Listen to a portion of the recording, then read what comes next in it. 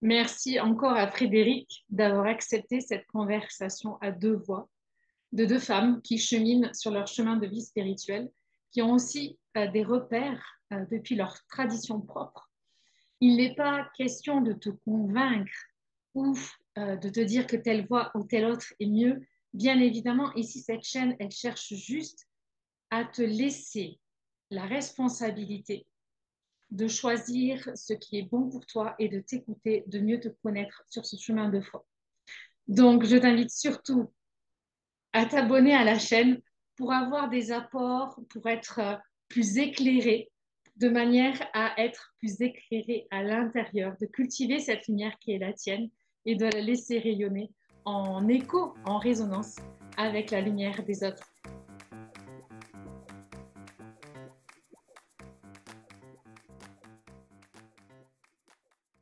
À cette époque-là, je traversais les enfers, hein. Statistiquement, j'avais plus de chances de finir junkie dans un caniveau que d'être là à faire une vidéo avec le sourire. Et, euh, et en fait, ça m'a vraiment connecté très fortement justement avec ce divin, d'être dans cette période-là pour comprendre le sens de la vie, pour comprendre un petit peu le sens de tout ça. Alors, Frédéric, je suis heureuse de vivre ce moment avec toi, notamment parce qu'on a un parcours un peu similaire. La différence, on va dire un point, parce qu'il y en a plusieurs, mais c'est que toi, tu es de culture, de tradition bouddhiste, et que moi, je suis de tradition catholique. Je vais te poser des questions. Dans ces questions, ce sont mes mots à moi, et je te laisse vraiment y répondre avec tes mots à toi. Voilà. J'avais une question, en fait, importante. Euh, Mais si tu devais décrire ta relation avec Dieu en une image En ou en une, une sensation corporelle, image, sensation corporelle, quelque chose qui te ressemble, ce serait quoi, toi? en un truc, Hmm. ça c'est difficile. S'il y en a plusieurs, évidemment, tu me les donnes. Mais vraiment voilà. Ce serait... En fait, quand tu es en relation avec Dieu, tu le sais par le corps. Donc, enfin, tu vois, tu sens cette espèce de grâce-là. Tu sens que tu es traversé par quelque chose qui peut pas mentir. Tu vois ce que je veux dire? Je pourrais faire une image. En fait, moi, j'aime bien l'appeler Bob, du coup, parce que c'est international. Moi, Oui. j'ai une tradition bouddhiste, mais en fait, je me suis dirigée vers le bouddhisme parce que mon frère étant mort quand j'avais 11 ans, derrière, il y a eu bon, de l'alcoolisme, de la violence, plein de choses. Et en fait, j'avais besoin de trouver un sens à tout ça et surtout des clés. Et donc, je suis allée chercher dans toutes les traditions.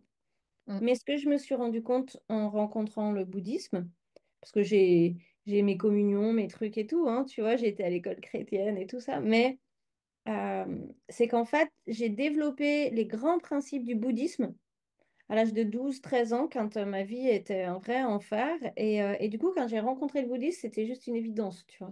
C'est juste... Mais moi, j'ai toujours été très à faire des parallèles, en fait, entre les philosophies. Donc, je prends souvent la référence du bouddhisme parce que c'est ce que je maîtrise le mieux, mais c'est pas ce qu'il y a de mieux, tu vois ce que je veux dire?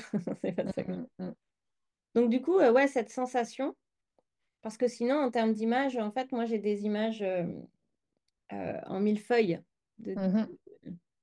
D'ailleurs, on parle des 99 noms de Dieu, enfin, tu vois, tout ça, Ouais. pour moi, il y a plein de visages. Donc, Mais par contre, la sensation, quand tu es en reliance avec le divin, ton mental, il peut pas interférer avec ça, en fait. Tu sais que t'y es. Ouais, ça me fait presque monter l'émotion, tu vois. Je sais pas si j'ai répondu à ta question, mais... Si, si, si, c'est quelque chose d'assez personnel. De toute façon, ça c'est évident. mm. Il y a un moment où tu as ressenti une présence divine plus forte que jamais. Vraiment, Oh, il y en a plein des moments. En fait, moi, j'ai été vraiment...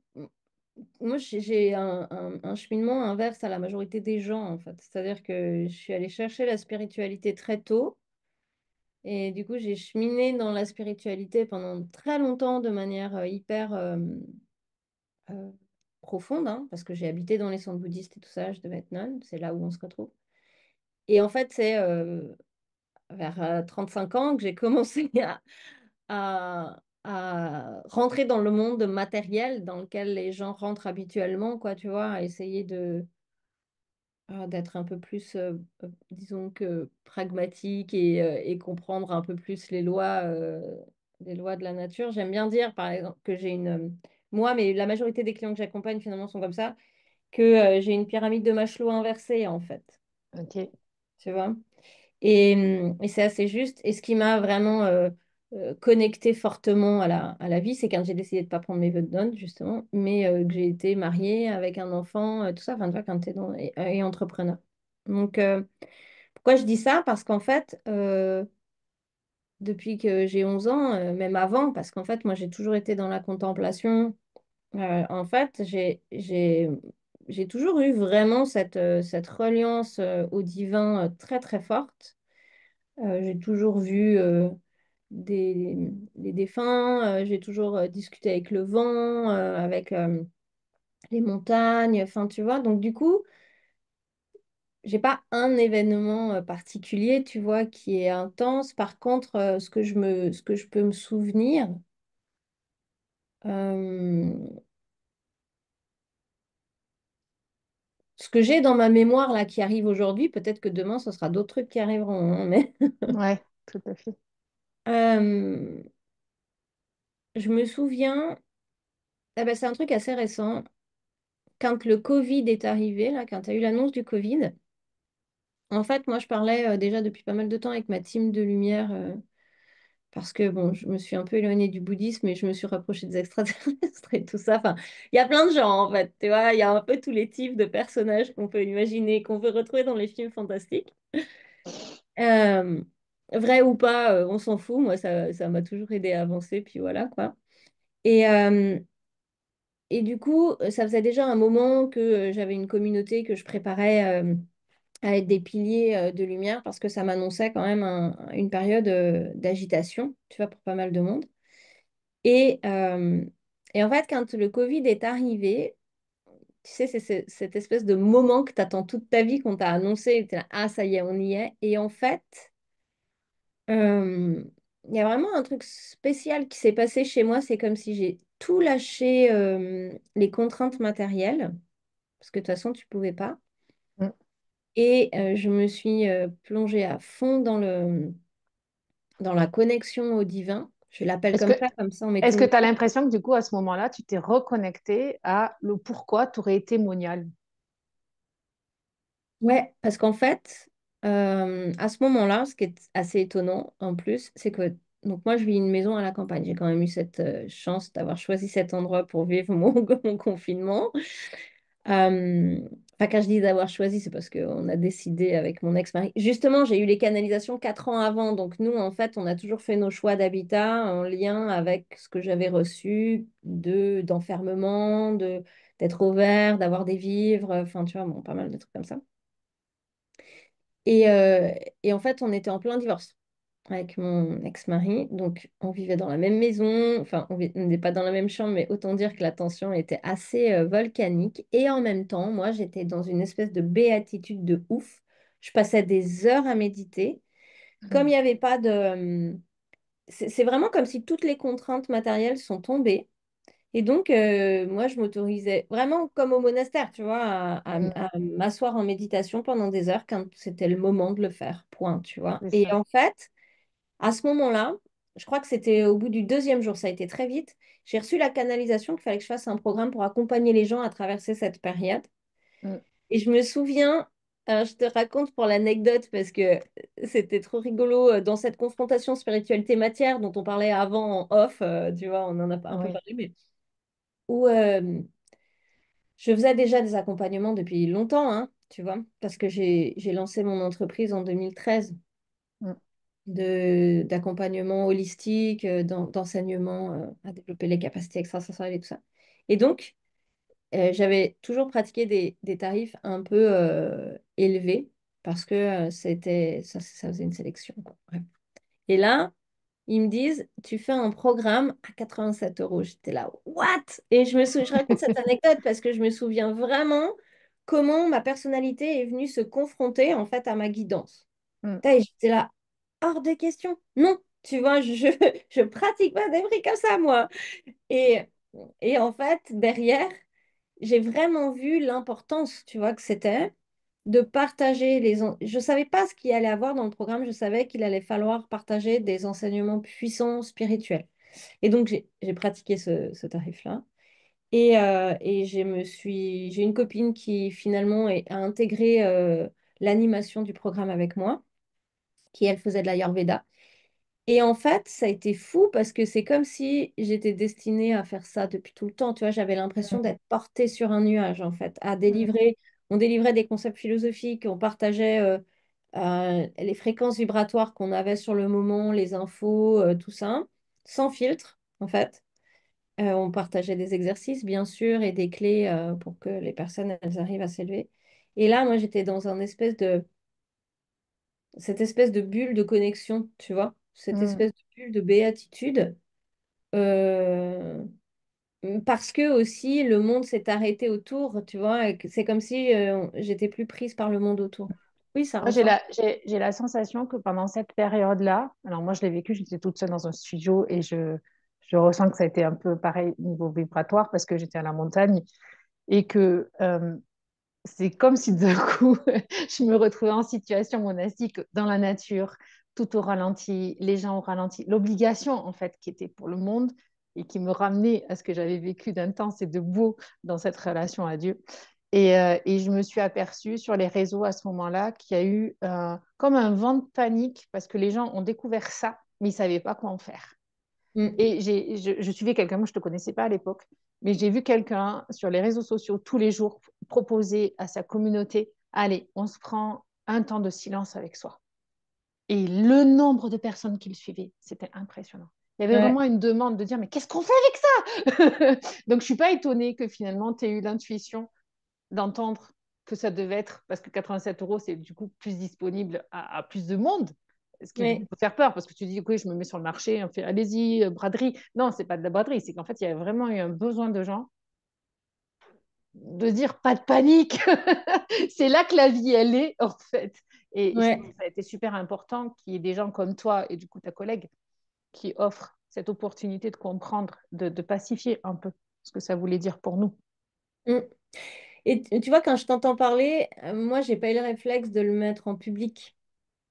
Mais C'était que pour ta communauté, alors. ouais, ouais. Ok. C'était vraiment que pour ma communauté parce que, en fait, on allait chercher des principes ésotériques et philosophiques assez loin. Mm. Et si t'es pas un tout petit peu initié, tu comprends pas. Et voir Mm. ça, l'effet inverse, tu vois, ça peut choquer par Mm, certains mm, mm. cours et tout ça. On faisait des activations. Et nous, on avait quand même un gros travail. On avait 2 heures de travail par jour hein, pour délivrer Mm. ça. Donc, tu vois, C'était c'était, intense. c'était intense, mais en fait, c'était. Ouais, dans les événements les plus proches, on va dire, c'est là où c'était le plus intense et le plus long. Tu vois, j'ai revécu plein de moments comme ça, de béatitude, où tu vois, moi, je fais régulièrement des retraites silencieuses chez moi, où j'ai fait le ramadan l'année dernière aussi. Enfin, tu vois, c'est super puissant ça aussi, le ramadan, parce que, donc, au début, je lisais le Coran. J'étais sur le rythme des prières, hein, pareil. Mm. Euh, mais moi, je faisais mes médites. Et à la fin, je gardais ce rythme des prières, mais je restais que sur ma voix, moi. Euh, bon, parce que tout un tas de raisons qui sont peut-être pas. Parce qu'en fait, le Coran, faut l'étudier. Si tu le, comme tous Oui, les et puis cours c'est pas, j'allais dire, des fois, il y a des choses qui résonnent dans d'autres cultures religieuses, dans ce qu'ils nous donnent, mais c'est quand même pas là dans lequel on est né. Donc, il y a des choses qu'on va pas forcément s'approprier de la même manière. Toi, tu parles du Coran. Moi, j'aime beaucoup parce que quand je rencontre des musulmans, du coup, on sort un petit peu de la question, mais quand je rencontre des musulmans, ce qui me touche, c'est des musulmans qui sont vraiment en relation avec Dieu. Tu le sens dans la manière de parler, quelque chose Mm. d'universel qui te rejoint. Et en même temps, bah, il y a des mots que je ne comprends pas, il y a des notions que je ne comprends pas, il y a des choses bouddhistes que tu vas me dire, où je comprends la substance, mais je ne vais pas arriver dans toutes ces notions-là, quoi. Donc, moi, je comprends ce côté d'aller puiser chez l'autre de cette résonance, d'essayer d'être porté par cette résonance, et en même temps, de revenir à soi, voilà, de ce qui est juste, dans nos racines, et voilà. Ben, dans cette expérience, ce qui a été hyper intéressant, c'est que moi, j'ai découvert une communauté remplie d'amour et de douceur et de soutien envers... parce que là, pour le coup, j'ai partagé un peu sur les réseaux, parce que je partage beaucoup sur les réseaux. Bon, là, un peu moins, je sature, mais sinon, je partage beaucoup. Et donc, il y a eu énormément de soutien. Et pour comprendre en fait le Coran, il faut être accompagné. Donc j'ai lancé des appels. Enfin, il y a des gens qui sont venus vers moi me proposer de m'accompagner dans l'étude du Coran. Donc ce que j'ai fait, j'ai étudié avec 3 personnes à qui je posais des questions et tout. Et j'ai vraiment trouvé des accointances avec le soufisme, par exemple, qui est la voie un peu plus ésotérique de l'islam. Euh, mais en fait, au bout d'un moment, c'était hyper intéressant. Ce que j'ai vécu, vraiment, c'était hyper intéressant. C'est qu'en fait, je me suis retrouvée paumée dans ma foi, à remettre en question. Pourtant, encore une fois, hein, moi, je suis dans une école de philosophie, j'étudie toutes les religions. Enfin, tu vois, il n'y a pas de... Mais là, c'est venu toucher quelque chose chez moi qui m'a comme coupé ma racine. J'étais presque à me demander, tiens, est-ce que j'irais pas dans le soufisme? Tu vois, est-ce que je m'engagerais pas dans le soufisme? Parce que je trouvais qu'il y avait quand même quelque chose de très, très beau. Et en même temps, tu vois, il y a un moment donné, je sentais la contraction à lire le Coran parce que c'est très violent quand même, hein, comme c'est tourné, parce que ben voilà, et puis il y a les traductions et tout. Moi, je le lis pas en arabe. Et en plus, j'avoue, j'avais pas une bonne traduction, j'avais une traduction de ma grand-mère. Et en fait, quand je suis revenue sur mes lectures bouddhiques, qui parlaient du même truc, parce qu'en vrai, hein, faut pas se mentir, tous les textes saints parlent de la même chose. En fait, tous parlent de l'humain, comment il fonctionne et comment il doit relationner sainement avec les lois de l'univers. Tu vois, en gros, hein. Donc, tu rejoins tout le temps les mêmes trucs. Mais en fait, le fait de reprendre mes textes bouddhistes, j'ai ressenti comme de la douceur, de la rondeur. Tu vois, ce truc qui était très, très, très acéré, en fait, de l'autre côté. Mais euh, bref, en tous les cas, si on revient à on s'éloigne tellement. Si je reviens à ta question, là, j'ai quand même senti aussi enfin, un truc hyper puissant parce que tu as des milliards de personnes sur la planète qui méditent, donc qui prient, c'est pareil, en même temps. Euh, et étonnamment, en fait, j'ai eu les mêmes symptômes que les pratiquants. Tu vois, à la fin, j'étais triste à la fin du ramadan et quand je partageais sur les réseaux, je comprends pas, je suis triste, c'est bizarre, j'ai l'impression que quelqu'un me quitte. Ah, c'est exactement ça quand on reçoit Allah à la maison. Enfin, tu vois, j'ai trouvé ça hyper intéressant. Euh, donc voilà, après, j'ai un autre petit truc qui me vient, et ça fait 3 fois qu'il me vient en tête, donc je te le partage dans cette reliance avec le divin.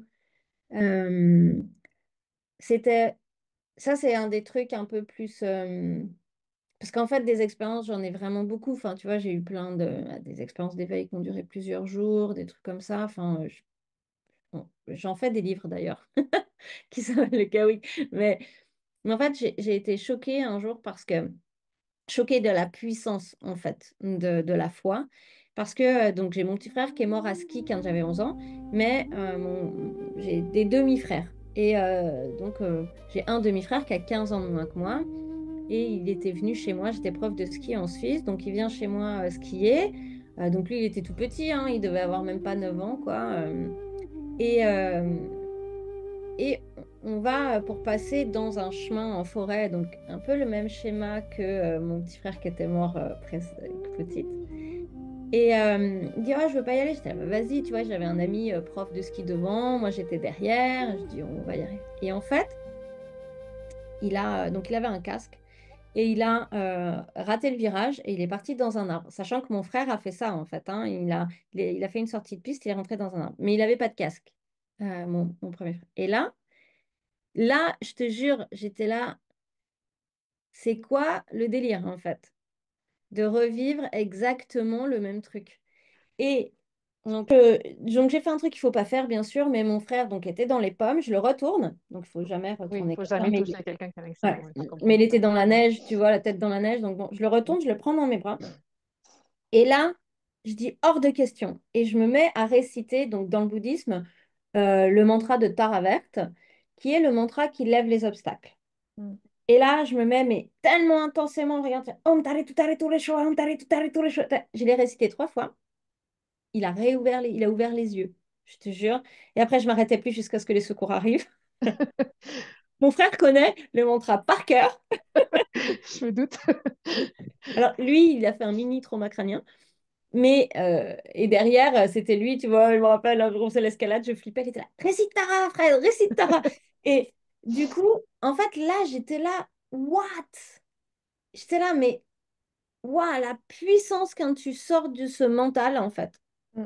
Parce que quand tu récites un mantra, c'est réciter une prière, en fait, hein, c'est te connecter directement à l'énergie de la Adieu. divinité, donc Mm. à Dieu, comme toi t'aimes bien appeler. Et, euh, et ça, tu chopes l'énergie et bim, elle Mm. descend direct dans la matière. Mm. C'est ça la manifestation en vrai. Parce que là, Mm. c'était un peu, tu vois. Et ça, c'est un des trucs paranormaux qui me marque le plus, quoi. Mm. Alors là, je fais un écho parce que je trouvais que son témoignage était touchant pour ça. Mais Céline Lange, dans son interview du premier volet de Trésor de lumière, nous parle de ce moment où son mari a été agressé et où elle a senti que quelque chose se passait en elle, d'une puissance d'amour Mm. où la réaction, ça n'a pas été de faire quelque chose pour repousser le diable. On voit bien la différence et c'est ça que je sens chez toi. C'est de se dire, je suis intrinsèquement connectée à l'amour, en fait. La seule chose qui me vient là, c'est l'amour. Donc toi, c'était la prière pour invoquer la vie, quoi. Et elle, ça a été ça dans son témoignage. Elle dit, mais à ce moment-là, j'ai qu'une seule chose, c'est regarder avec amour, insistance, de Mm. repousser l'agresseur, mais par amour pour l'agresseur et par amour pour son homme et par amour de la vie, quoi. Et elle explique qu'à ce moment-là, tout a shifté. L'agresseur a Ouais. lâché, et puis il y a eu tous les événements humains qu'on a après. Hein. Il y a l'émotionnel qui prend en route et le relais, quoi. Et, euh, et je me dis que c'est ça, en fait. On ne cherche pas à ce moment-là à dire j'ai besoin de Dieu pour. On est dedans, on est relié, on est paf. Il y a un truc qui se joue, quoi. Une nuit, j'avais passé la nuit avec une femme, donc une femme SDF en plus. Alors, plein de fois, il venait chez moi, hein, bien sûr, mais euh, là, j'avais décidé de passer la nuit dans la rue parce que je voulais absolument vivre cette expérience. Et j'avais demandé à un ami qui, Georges, il s'appelait, et qui vivait dans la rue. Et je lui avais dit, je veux venir 3 jours avec toi. Il me dit, hors de question. Hors de Mm. question, t'imagines même pas. Donc, j'avais passé la nuit avec elle sur un banc à Nîmes, c'était à Nîmes. Et c'était une expérience quand même sacrément intéressante parce que tu vois tous les visages de la société défiler et te regarder, hein, d'une Mm. certaine manière. Donc il y a quand même quelque chose de... C'est quelque chose à vivre, à expérimenter, hein, si tu Mm. veux justement vivre la foi. Mm. Et à un moment, il y a eu un truc comme ça. En fait, il y a un gars qui est venu. Elle avait des capacités extrasensorielles, tu vois. Donc le gars, il dit, va, touche-moi. Et elle était, non, non, je veux pas te toucher. Si, si, vas-y. Il commençait, tu vois, à être un peu insistant. Et là, mais c'est comme un éclair, comme des pas, en fait. La tête, elle marche plus. C'est un instant, c'est stop, tu la touches pas, en fait. Elle t'a demandé de pas te toucher. Mm. Ouais, machin, non, non. Je dis, en fait, non. Et il m'agressait, tu vois. Moi, j'étais d'un calme, un truc de ouf. Et tu sais, c'est après coup où tu es là, mais il s'est passé un truc Un là, tu truc. vois. C'est ce que j'appelle Et, l'autorité intérieure, en fait. On est mais tellement oui, aligné mais dans c'était qui même on plus est. que ça. C'est ça. Parce qu'en fait, tu as l'impression que enfin, moi, à chaque fois que ça m'est arrivé, ça, c'est genre, t'es indestructible. Pourtant, moi, je fais 1,54 m. Je suis toute petite, quoi. Tu vois, je suis sketch. Je suis pas imposante comme Nana, tu vois, c'est ce que je veux dire. Et là, ce mec-là, il me regardait dans les yeux. Donc, il était là. Putain, mais t'es qui, toi? Mais t'es qui? Et j'étais là, Frédéric. C'est ça. Et tu sais, en fait, tu sentais, et à ce moment-là, je me rappelle vraiment ce truc, tu sens qu'il y a qu'il y a quelque chose qui se dégage de toi Mm. qui fait que l'autre ne peut même pas t'approcher, quoi. Mm. Et mais en fait, c'est ce truc où tu es habité, mais tu es habité même pas par la confiance, tu es vraiment habité, en fait, par quelque chose d'autre. Ce que j'aime me dire, c'est que c'est un moment, et j'avais du mal à le comprendre, mais c'est vraiment à ce moment-là où tu t'oublies, en fait. Oui. Tu es totalement dans l'oubli de qui tu es, parce que tu incarnes qui tu es. Donc, tu n'as même pas de question là-dessus, quoi. Tu agis en adéquation avec ta foi sans savoir que tu le fais. C'est là que c'est toute la subtilité des trucs, parce que je me suis rendu compte qu'il y a toute une période où je suis arrivée dans le monde. Alors, j'ai fait cette expérience, moi, de revenir dans le monde aussi. Et je suis passée du monastère à Paris. Et avec l'idée qu'on m'avait donnée, c'est que le monde, c'est l'enfer. En fait, tu quittes le monde du paradis intérieur, où tu as toute une bulle, et là, pof, tu claques la bulle et tu es dans le monde. Et Mm. donc, le monde vu dans ses côtés obscurs. Et donc, j'avais l'impression d'être une petite personne frêle qui devait affronter le monde. C'est comme si David face à Goliath. Et, et la réalité, c'est qu'en fait, David face à Goliath, la réalité, c'est qu'à un moment donné, tu acceptes que ton pouvoir d'amour est puissant en lui-même. Et si tu regardes depuis l'amour ce monde-là ne peut pas t'atteindre. Mm. C'est ça. Et ce truc-là, tu vois, là, on en parle comme une protection, mais ce truc-là, moi, j'utilise beaucoup quand je fais les coachings ou les retraites que je propose. Je demande vraiment à être au service. Mm. Je demande à être au service du divin. Et ouh, juste que je dis ça, j'ai tout. Tu sais, ça traverse comme ça. Parce qu'en fait, quand tu es au service, tu peux plus, comment dire, te mentir. Tu vois ce que je veux dire? Tu es dans cette transparence. Et chaque chose que tu fais, que tu dis, que tu proposes, et c'est pas pour toi, c'est pour C'est ça. être au service de l'autre, en fait, pour l'élever, pour l'accompagner dans sa compréhension. Au début, je comprenais pas ça, mais en fait, aujourd'hui, je vois quand j'ouvre une séance de coaching, je me laisse faire parce que même les petites anecdotes qu'on raconte, c'est qu'elles Elles ont ont un leur sens, pouvoir. tu vois, pour la personne qui les écoute. Exactement. Moi, j'ai vraiment fait la distinction du coup entre le pourquoi en un seul mot et le pourquoi je fais les choses.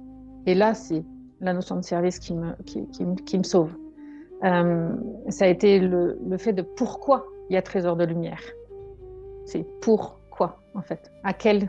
Au nom de quelle notion importante, pourquoi je le fais. Et c'est pour ça que c'est précieux de t'avoir aussi ici, c'est que c'est pour aider les gens à discerner. Alors, c'est vague, hein? Discerner quoi? Discerner comment? Et là, on en revient toujours à cette notion. Mon corps parle, mon intuition, elle est là. Et, Mm. euh, et je sais que ce qui m'a aidé à me positionner au niveau de ma foi dans ce monde-là, qui est le nôtre, c'est toujours ça. C'est pourquoi. Pourquoi je fais les choses, mais en fait, on se la pose tellement en fondement, cette question, qu'elle n'existe plus. Toi, tu t'es pas posé la question de pourquoi je vais m'opposer à ce Golgoth. En fait, on se pose pas la question parce qu'on Mm. l'incarne. Tu sais, moi, quand est-ce que j'ai commencé à me poser des questions? C'est marrant, il est 11h44. J'aime bien quand il y a des petits clins d'œil comme ça. Tu vois, quand je t'écoute, en fait, il y a un truc que je trouve intéressant, c'est que moi, ce pourquoi, enfin, j'ai toujours voulu connaître le sens de ma souffrance, Mm, le sens de l'existence, mm, tu vois, donc le pourquoi l'existence, enfin, tu vois, le sens des choses, en fait. mm. Mais pourquoi dans un seul mot? Ben oui, et comment Ils sont ça se fait que moi je philosophiques. vis ça et pas mes camarades? Comment ça se Oui, fait que là c'est je ça. Il faut trébuche comprendre les encore choses. alors que, Oui. Mm, tu vois, c'est ça. Et dans ce que j'entends avec toi, moi en fait j'ai habité au monastère, enfin j'ai habité en centre bouddhiste pendant que je faisais mes études. Donc moi j'ai toujours eu ma foi dans, comment dire, dans ma vie quotidienne. Et quand après j'étais au monastère, mm, je faisais quand même des sorties pour mm, accompagner des gens de mon entourage malades parce que tout le monde est mm. mort aujourd'hui. Donc si tu veux, j'ai été isolée. Et alors, moi vraiment, l'endroit où je suis le mieux, c'est là, hein. Mm.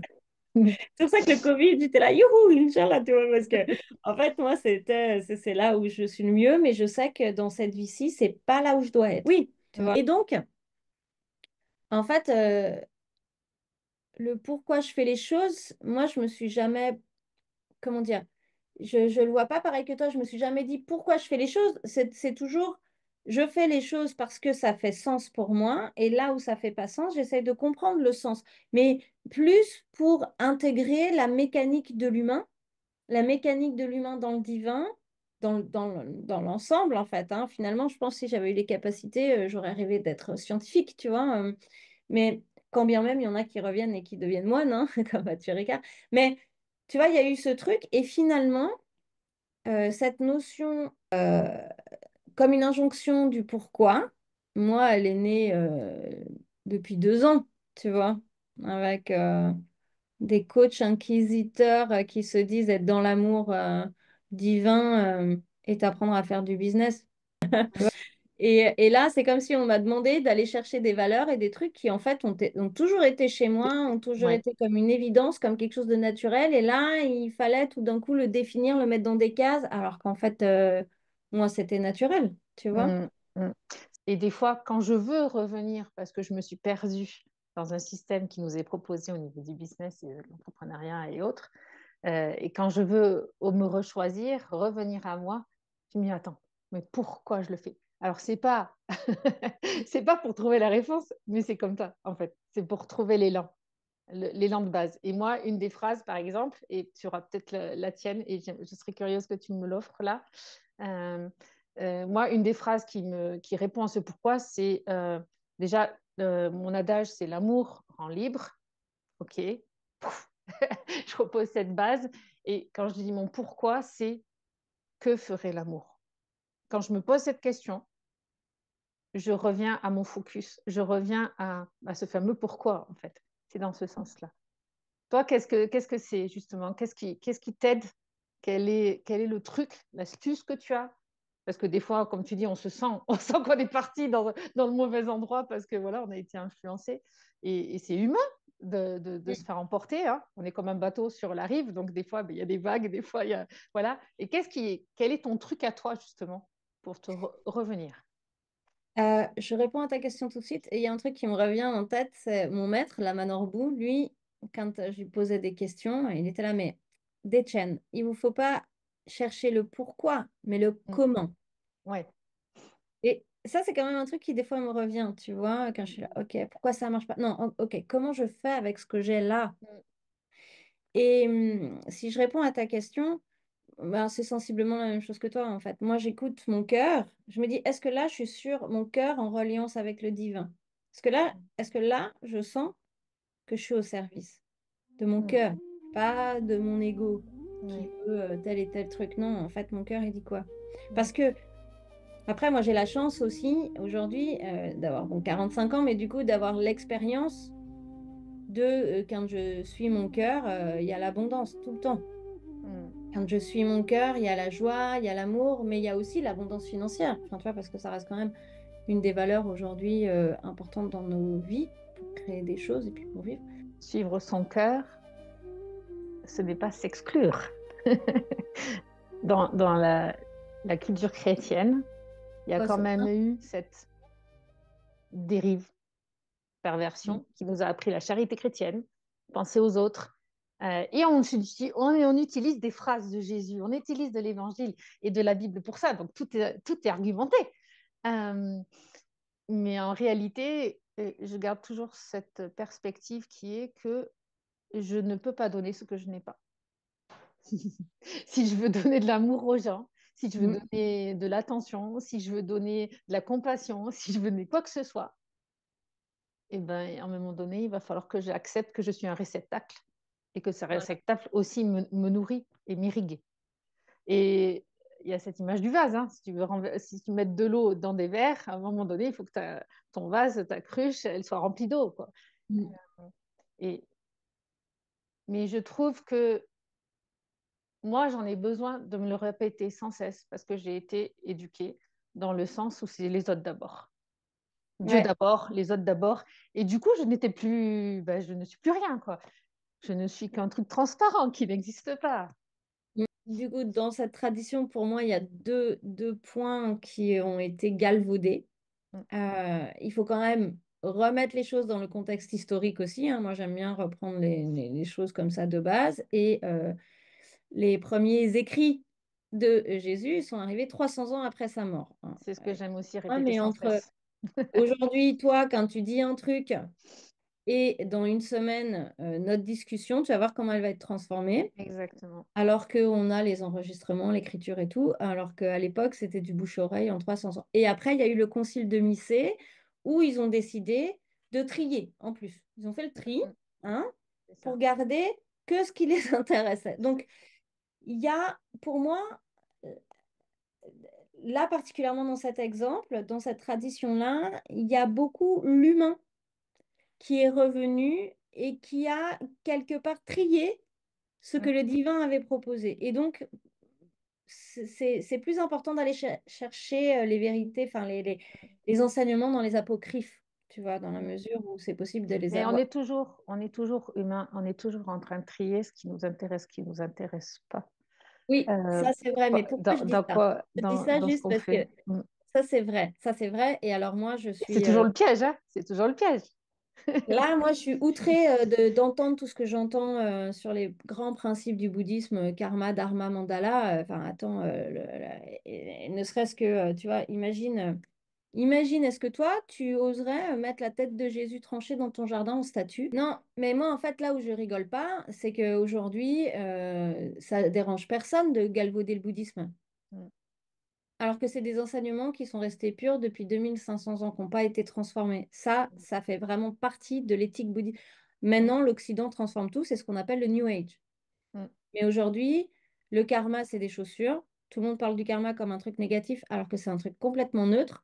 Le dharma, mais des fois, j'entends des vidéos, les gens, ils emploient des termes, mais ils n'ont aucune idée de ce que c'est. Mm. C'est les lois, le dharma, ça veut dire les lois. Donc, c'est l'enseignement du Bouddha, si tu es bouddhiste, mais sinon, c'est les lois de l'univers, de la vie, tu Mm. vois.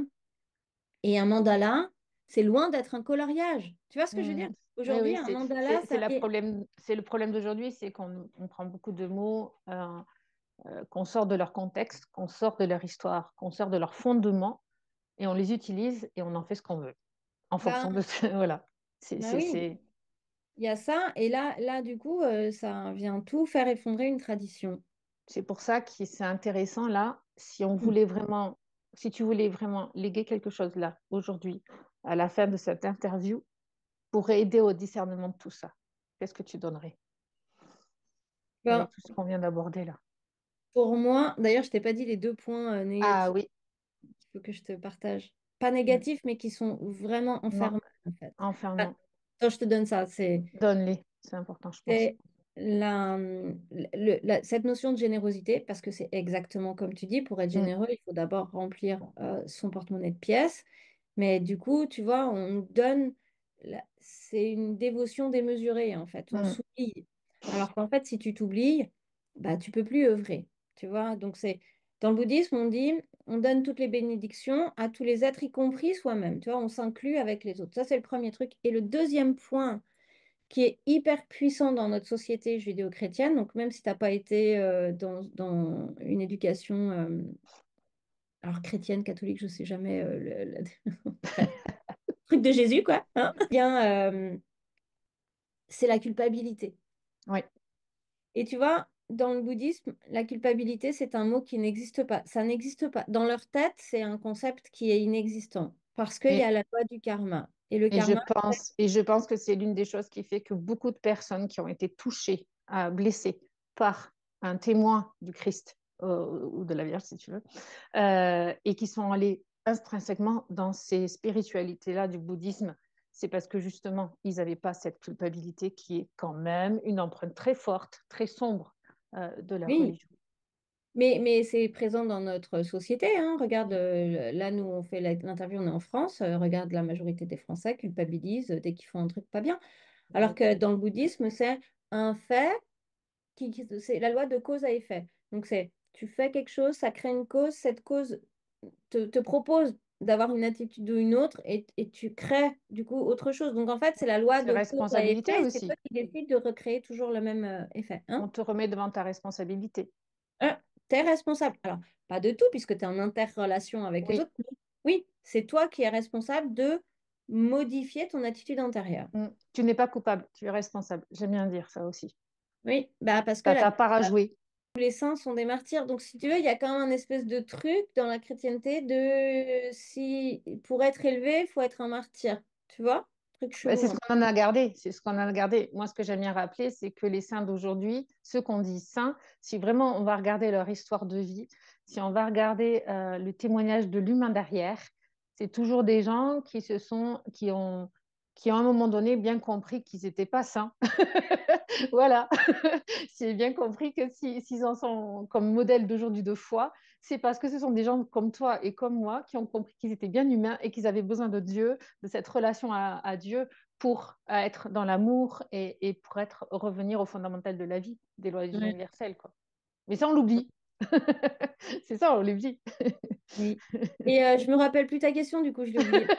Est-ce que tu aurais du coup quelque chose à offrir aujourd'hui au terme de cette interview d'essentiel à redire, un point essentiel de ce qu'on a fait dans nos échanges là, qui soit propre à ta manière d'accompagner les gens dans le discernement? Hmm. Je pense que ce qui est vraiment important, c'est d'aller chercher au maximum les choses à leur origine. Mm. Donc, c'est de regarder toujours derrière les apparences, de regarder derrière les mots. Tu vois, on parlait de Oui. quand on utilise un mot, qu'est-ce qu'il veut dire ce mot? Moi, j'adore. Mm. Aujourd'hui, on a Internet. Dès qu'il y a un mot, je ne suis pas Mm. tout à fait sûre, je vais voir son étymologie. Mm. C'est pas le dictionnaire remis d'actualité en 2025, non, Non, l'étymologie du on est mot. Tu d'accord. vois. Parce qu'en fait, c'est ça que le mot porte en lui. Que tu l'utilises d'une manière ou pas, ou d'une bonne manière ou d'une mauvaise manière, le mot, il porte en lui cette étymologie. Mm. Et si c'est dans une langue, par exemple en tibétain ou quoi, tu vas chercher, tu as quand même aujourd'hui des accès très rapides à la connaissance. Donc, Oui. enfin au savoir plutôt, pardon. Et Mm. et en fait, le fait d'aller chercher derrière les choses, pour moi, c'est la même chose quand tu parles avec quelqu'un. Pour parler vraiment bien avec quelqu'un, c'est va voir derrière qui il est. Apprends à le Mm. connaître. Apprends à connaître un peu son histoire parce que son histoire, c'est ça qui va t'indiquer pourquoi il a telle et telle attitude, tu vois. Tout à fait. Ou quand tu regardes quelqu'un sur les réseaux, ok, elle t'intéresse, cette personne, mais en vrai, qu'est-ce qu'il y a derrière cette image qu'elle te propose, tu vois? Qui elle est, Mm. c'est quoi son histoire? Pour moi, ça remet les choses en ordre. Et du coup, ça nous fait sortir du monde des apparences dans lequel on est beaucoup avec le monde de consommation et on revient aux origines, aux traditions, à l'essence qui est, c'est quoi ton noyau solide, quoi, Mm. tu vois. Mm. Et là, du coup, tu peux établir vraiment des relations, que ce soit avec le divin, que ce soit avec les autres, que ce soit avec toi-même, qui sont stables et profondes. Ça ne veut pas Mm. dire que c'est toujours facile, mais en tous les cas, ça le devient de plus en plus malgré tout. Parce qu'honnêtement, quand tu écoutes la voix du cœur et que tu t'efforces à être de plus en plus au maximum en reliance avec ça, les choses, elles se fluidifient beaucoup, quoi. Tu Mm. attires à toi des gens qui te ressemblent, des opportunités, parce que c'est ça aussi, c'est pour moi, Dieu, enfin Bob, pour Mm. en fait, dans le bouddhisme, on n'a pas un dieu, tu vois, il y Ouais, a plein je de sais. divinités. Donc, du coup, en fonction de ce que tu as besoin de lever les obstacles, tu appelles Tara, tu as besoin de Mm. guérir, tu appelles Saint-Guémelin. Tout ça, c'est pour nous connecter toujours à une énergie essentielle. Donc, le polythéisme a donné naissance au monothéisme de toute manière hein, dans l'histoire. Mais Ouais. tout ça, c'est pour te relier à une énergie essentielle que bah, moi j'appelle Bob parce que tu l'appelles Dieu, Bouddha, Allah, Krishna. En fait, tu Ouais. mets tout ce que tu veux, mais cette énergie de Bob, c'est juste de l'amour pur. Et cet amour, il circule absolument partout, dans toute chose, dans chaque élément de vie. Mm. Et et tout notre job, c'est juste de savoir comment est-ce que je viens me relier à cette vibration de vie et d'amour qui vient créer. Parce que plus tu es en relation avec ça, plus en fait ton monde devient amour et bénédiction. Enfin, tu vois, il Mm. y a un espèce de truc comme ça. Et c'est pas un Dieu qui est là, oh, t'as mal fait, t'as bien fait. Non, Mm. c'est cette notion du karma que moi j'aime bien. parce que, et j'aime bien quand même, attends, je le note là, parce que j'aime bien aussi, dans le bouddhisme, on croit à la réincarnation. Donc, tu sors de la culpabilité de j'ai raté un truc. C'est, on s'efforce de faire au mieux dans cette vie-ci. Mm. Tu vois, il y a un moment donné, si tu n'y arrives pas, c'est next life. C'est ça. Ça va y Toi arriver encore la chance de pouvoir Mais oui, l'apprentissage que tu en as fait aujourd'hui, tu pourras le réexploiter dans tu d'autres vois. fois. Et ça, l'idée, et là, c'est la voie du milieu qui est très importante. C'est pas de dire je vis pas ma vie et je ferai tout la vie suivante. Non, mais c'est, tu vois, dans des trucs. Du coup, ça détend un peu. Mm.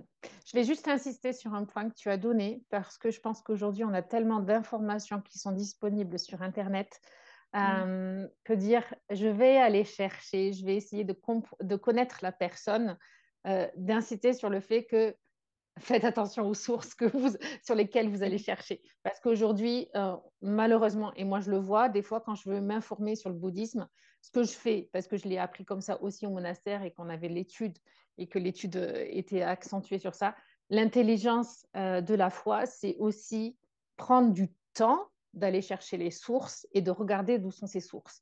Voilà. Oui. Si vous allez vous renseigner sur du bouddhisme, je pense qu'il y a des références que tu as et si vous allez vous renseigner sur l'énergétique, sur la physique quantique, surtout c'est ce qu'on a aujourd'hui comme chance d'avoir pour ouvrir le cœur, ouvrir l'amplitude euh, pour être au plus près de cet amour pur, mais vraiment faire attention à ça, quoi. Parce qu'il y a de Ouais, tout.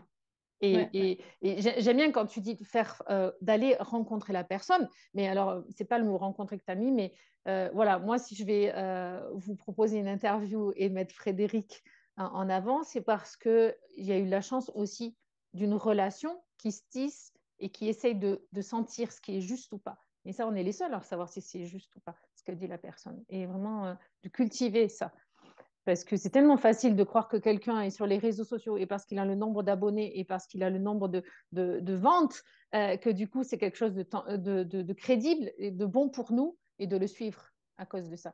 Mais ouais. ça ne suffit Ça pas. s'appelle le discernement. C'est ça, ça ne suffit On en pas. parlait. Ouais.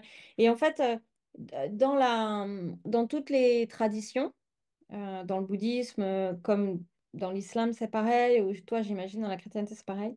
Pour avoir les références, ben, en fait, tu as toujours un maître. Et en fait, à partir du moment où tu as un maître, parce que le principe quand même de tout engagement spirituel, c'est la relation discipulaire. Il y a la discipline, bien sûr, Mm, mais il y a la relation de maître à disciple qui mm, est beaucoup rejetée chez nous aujourd'hui, alors que c'est celle-ci qui te permet de t'élever. mm. Donc, et du coup, dans tous les sites, dans toutes les informations que tu vas trouver, s'il n'y a pas ça d'un maître qui est relié à une lignée, j'insiste bien, hein, parce qu'il y en a Mm. plein qui se disent gourou de je sais pas quoi. Et puis après, je crois quand même, le discernement, c'est savoir écouter ton cœur. Qu'est-ce qui dit ton cœur en vrai? C'est ça. Ce que tu viens de dire, c'est revenir aussi au cœur. C'est-à-dire que c'est pas parce que lui il me l'a dit que c'est une vérité. C'est parce que ce qu'il me l'a dit, je l'ai médité, j'en ai fait ma propre matière modelable et que je saurai s'il y a des choses à l'intérieur que je garde et des choses que je ne vais pas garder. Parce qu'il y a toujours l'humain derrière. Voilà, c'est exactement ça. Et ça, c'est le discernement. Et le discernement, tu l'apprends en écoutant ton cœur, ton intuition. Il y a des gens, tu les regardes, tu sens qu'il y a un truc qui joue pas. Mm, Même si c'est des gens populaires, hein, c'est pas mm, parce qu'on vit dans un monde de personnes aveugles mm, que toi, tu dois être aveugle aussi, hein. mm, Et d'autant plus que, au-delà de ça, le discernement, il est personnel.